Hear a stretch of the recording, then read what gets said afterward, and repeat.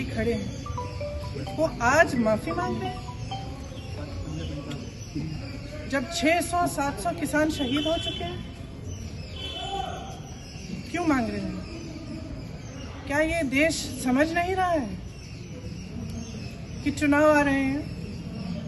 उनको लग रहा होगा परिस्थितियां ठीक नहीं है। विधानसभा के चुनाव जो हैं उनका सर्वे आया है, उसमें उनको दिख रहा है कि परिस्थितियां ठीक नहीं है। तो अब चुनाव से पहले वो माफी मांगने आ गए हैं। तो देखिए, हमें समझना पड़ेगा, जो सरकार है उसके ही नेताओं ने किसानों को क्या क्या नहीं बोला। आंदोलनजीवी, गुंडे, आतंकवादी, देशद्रोही, ये सब किसने कहा?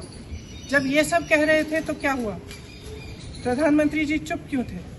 बल्कि उन्होंने आंदोलनजीवी शब्द बोला।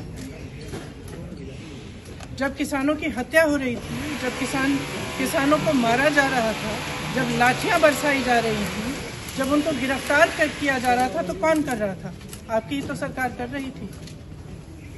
आज आप आकर कह रहे हैं कि ये कानून आप रिपील करेंगे, तो हम कैसे भरोसा करें?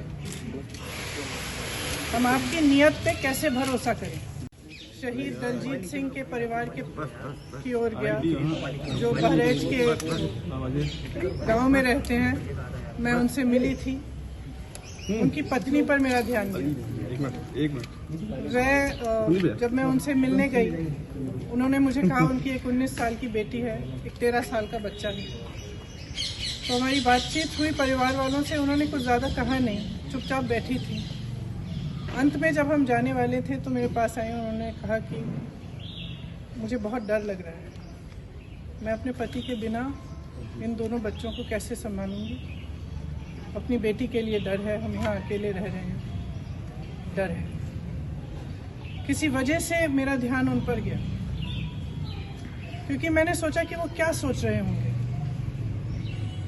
कि जिस सरकार के मंत्री के बेटे ने उनके पति को कुचला,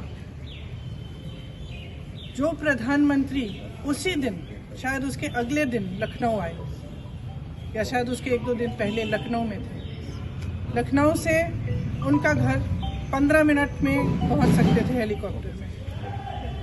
वो क्या सोच रहे होंगे कि ये प्रधानमंत्री हमारे यहाँ नहीं आए, कुछ बोला नहीं।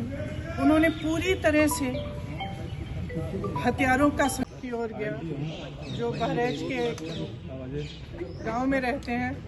मैं उनसे मिली थी, उनकी पत्नी पर मेरा ध्यान गया। जब मैं उनसे मिलने गई, उन्होंने मुझे कहा उनकी एक 19 साल की बेटी है, एक 13 साल का बच्चा है। तो हमारी बातचीत हुई परिवार वालों से, उन्होंने कुछ ज़्यादा कहा नहीं, चुपचाप बैठी थी।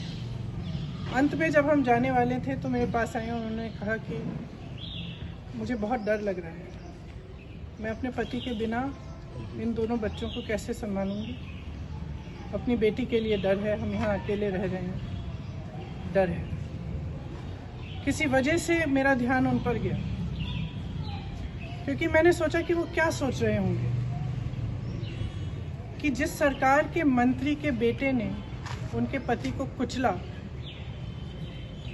जो प्रधानमंत्री उसी दिन, शायद उसके अगले दिन लखनऊ आए, या शायद उसके 1-2 दिन पहले लखनऊ में थे।